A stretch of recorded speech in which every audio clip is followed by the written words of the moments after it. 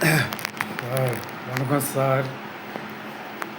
Muthuvel Karunanidhi முகாசன் sir, நல்லா இருக்கீங்களா sir?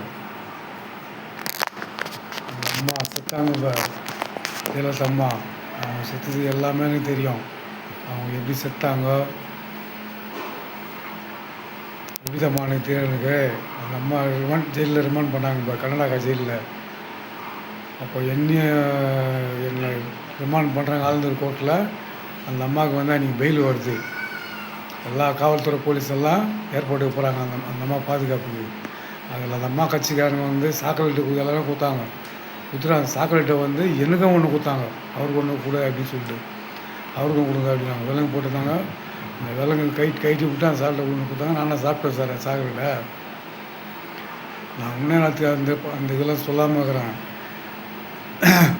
9ஆம் ஜோசப் விஜயன் எங்கள் அண்ணன் தளபதி சிஎம் சீட்டில் உக்காடுறாரு. அன்றைக்கும் எதனா தடங்கள் நடந்ததுனாக்கா, நீங்கள் எதனா செட்டிங் பண்ணிங்கனாக்கா கண்டிப்பாக அந்த ட்ரீட்டில் வந்து நான் வெளியே விட்டுருவேன். கண்டிப்பாக ஆல்ரெடி நான் விடக்கூடாதான்னு நினச்சேன். பேர் அதை மாற்ற வெளியே விட்டாங்க. கௌதமி எல்லாமே கேஸ் போட்டாங்க. எல்லாரையும் நீங்கள் ஆஃப் பண்ணிட்டீங்க. ஆனால் நீங்கள் என்னெல்லாம் வந்து ஆஃபே பண்ண முடியாது. வந்து நான் உயிருக்கே பயிடாமல் இருக்கிறேன். உயிரை போக பரவாயில்ல. ஒருத்தர் நல்லா இருக்கணும்னாக்கா அதுக்கோசம் உயிரை கொடுத்தா கூட பரவாயில்ல. அதனால் எங்கள் என்ன விஜயனுக்கோசம் நான் பேசினுக்கிறேன். 9ஆம் வந்து நாளைக்கு ஒரு நாள் வெள்ளிக்கிழமை விட்டு சனிக்கிழமை 9ஆம் அங்கே சிஎம் சீட்டில் உட்காடுறாரு. அந்த மேட்ரு எங்களுக்கு தெரியும். எல்லா விஷயமும் எனக்கு வந்துடும். சகலியமாக வந்துடும். உங்களோட ஃபேஸ்புக்கு இது பேர் அதுலேயும் வந்துடும், யூடியூப்லேயும் வந்துடும். அவர் அங்கே என்னென்ன பண்ணுறாரோ எல்லாமே தகவல் அங்கே வந்துடும். நான் நல்லா உண்மையாக வந்துருக்கிறேன். வந்து அவருக்கு உங்களை மாரி பணத்துக்கு ஆசைப்பட்றாங்க பேர். உங்கள் கட்சிக்காரங்க பணத்துக்கு ஆசைப்பட்றாங்க. அதுமாரிலாம் கிடையாது. நல்லா விசுவாசனாக்கா இனி கூட என் பாக்கெட்டில் ₹1 கிடையாது. சாப்பிட கூட எங்கள்கிட்ட காசு இல்லை. நான் நினச்சா இப்படிலாம் பண்ணலாம். நாங்கள் அதுமாதிரி பட்டினியாக கூட இருப்போம். கண்டி பச்சை தண்ணி குடிச்சு தூங்குவேன்.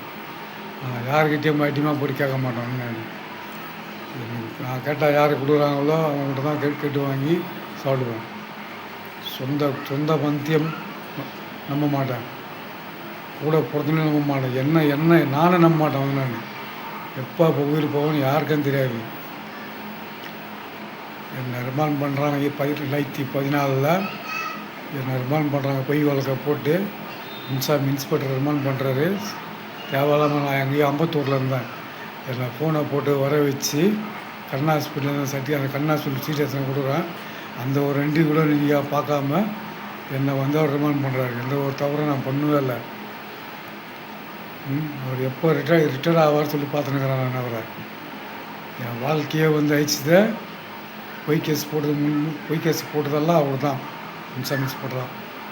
அவர் நம்பரோட ஃபோன் நம்பர் தெரியும். இப்போ அவர் நம்பரை வாட்ஸ்அப்பில் சேவ் பண்ணிட்டு இப்போ அவர் வர வைக்கிற நம்ம குரூப்பில் வந்து அவரை வர வச்சு அவர் எந்த உலகத்தோட வந்து பிடிச்சி கொடுக்கணுன்னு எனக்கு தெரியும். என்னை உள்ள 50 வருஷம் கை நீட்டு காசு வாங்கினார்ல லோக்கல் கவுன்சிலர்கிட்ட. நான் என்ன தவறு பண்ணேன்? வந்து நான் என்ன தப்பு பண்ணேன் சொல்லுங்கள் சிஎம் சார். அப்போ நீங்கள் தானே சிஎம். அந்த அம்மா தான் சிஎம். அப்போ நீங்கள் கிடையாது.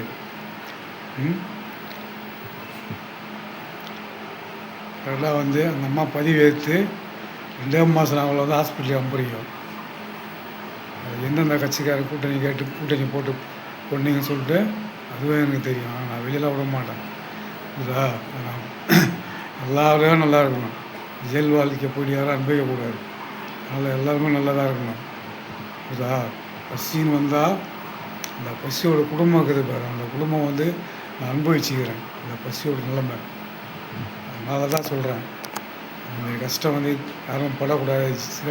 சிறை வாழ்க்கை யாருமே எடுக்கக்கூடாது. தப்பு பண்ணுறவங்க தான் எடுக்கணும் ஜெயிலுக்கு. தப்பு பண்ணாமல் ஒருத்தன் எவனும் ஜெயிலுக்கே போகக்கூடாது.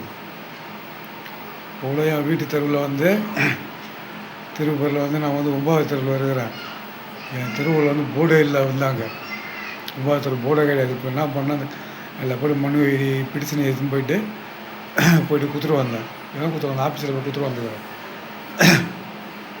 கவர்மெண்ட்டில் பேசி இது வாங்கிட்டு அதுக்கப்புறம் வந்து நட்டுறோம் அப்படிங்கிறாங்க. அந்த கொடி கம்பத்தெல்லாம் அந்த போர்டெல்லாம் வந்து நீங்கள் ஆளை வச்சு எடுக்க சொல்லுவீங்க. அப்போ எங்கள் தெருவுலலாம் வந்து எல்லாம் நான் இழிச்ச வாங்கிக்கலாம் அப்போது. எல்லா தெருவுலேயும் போர்டு இருக்குது. 1ஆவது தெரு, 2ஆவது தெரு, 3, 4, 5, 6, 7, 8, 9ஆவது தெருவில் வந்து ஏன் போர்டு இல்லைங்க?